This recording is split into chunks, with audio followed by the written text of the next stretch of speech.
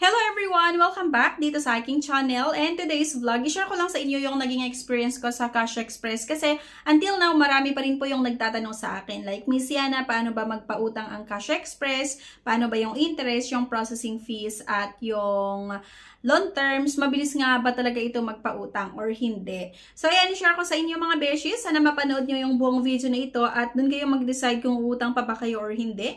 Pero bago ang lahat, kung ngayon ka nga lang dito sa aking channel, huwag mong kalimutan na mag-subscribe para maging updated ka sa iba't ibang mga videos na ina-upload natin. At syempre, may pag-good news din po kasi ako kasi bawat video na ina-upload ko, ako ay nagpapag-giveaways po hanggang 10,000 pesos. So ang kailangan nyo lang gawin mga beshies, i-comment nga kung ano yung napanood mo related sa video na ito. And ako ay mamimili via YouTube comment picker kung sino nga po yung ating mabibigyan.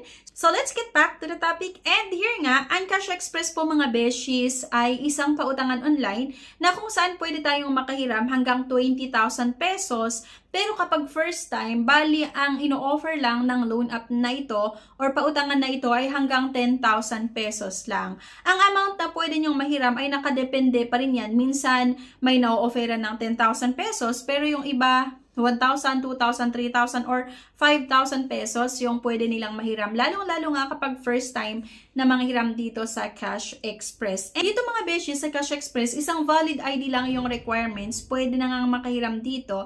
Pero kasi mga beshi, sa mga nagtatanong, paano yung interest and processing fees ng Cash Express? Dito sa Cash Express mga beshi, same lang siya sa ibang mga pautangan online na medyo mataas yung interest, medyo mataas yung processing fees niya. Pagdating naman sa terms or payment terms, minsan nag-offer ito ng hanggang 14 days, ng hanggang 18 days na loan terms. At kapag maganda yung naging credit standing mo sa Cash Express, nag-offer ito ng mas mahabang loan terms like 1 buwan, 2 buwan, 3 buwan. Meron pa ngang 10 months na ino-offer na payment terms. Pero kasi kapag mahaba yung payment terms na pinili mo, dito nga sa Cash Express, asahan mo na pagdating sa charges niya or fees ay mas malaki din. Okay? Pero ang isa lang kasi na gusto ko naman dito sa Cash Express, mabilis yung pag-process nila ng loan application at fast approval din. Pero syempre, nasa sa inyo pa rin yung desisyon kung utangan nyo pa ba ito or hindi. So, nasa sa inyo pa rin or kayo pa rin yung magde-decide. So, in terms of interest and processing fees nga, medyo mataas. Kaya nga lang, fast approval nga ito. Mabilis yung pag-process nila ng loan application at mabilis din po mag-disburse. So, ang decision pa rin po ay nasa sa inyo. Disclaimer, hindi po ako binayaran para i-endorse yung loan app na ito. Based lang ito sa sarili kong experience at sa mga pagsasaliksik na ginawa ko. Thank you guys at see you sa aking next vlog. Bye!